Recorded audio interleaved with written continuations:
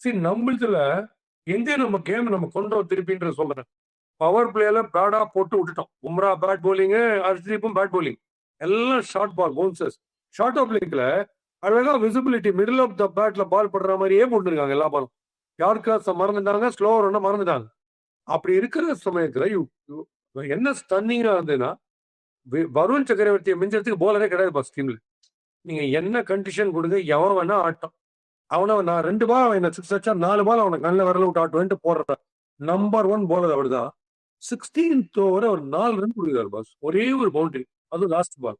And அடுத்த over வந்து 4 run கொடுத்து அக்சர் ஒரு விக்கெட் எடுக்கிறார். Just remember, 16th and 17th over ஒரு விக்கெட் எடுக்கிறோம், ஜஸ்ட் 8 ரன் கொடுக்குறோம்.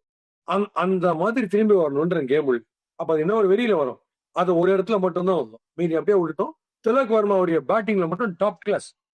Technically if you want me to spell out what exactly happened yesterday, போன மேட்ச்ல பந்து ஸ்லோவா வருது, கேரம் பிட்ச் பந்து ஸ்லோவா வருது, இவங்க சீக்கிரம் ஆடுறாங்க. அதுல அழிஞ்சோம் முதல்ல ஓப்பனிங் 6 ஓவர்ல. இந்த தடவை பந்து சீமிங், பவுன்சிங் அண்ட் ஸ்விங்கிங்.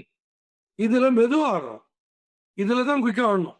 இதுல மெதுவா ஆடுறதான் முதல் 3 பேர் பாத்தீங்கன்னா either got behind stumps out. எல்லாரும் இவங்க டிசைட் பண்றதுக்குள்ள எடுத்து போயிடுச்சு. அதான் சொல்றேன், முதல் 3 பால் பார்த்த உடனே இது என்ன மாதிரி பிச்சு நம்ம கேம் எப்படி மாத்திக்கணும்ன்றத சிந்திக்கிறதே இல்லைன்ற சொல்லிட்டு இருக்கு.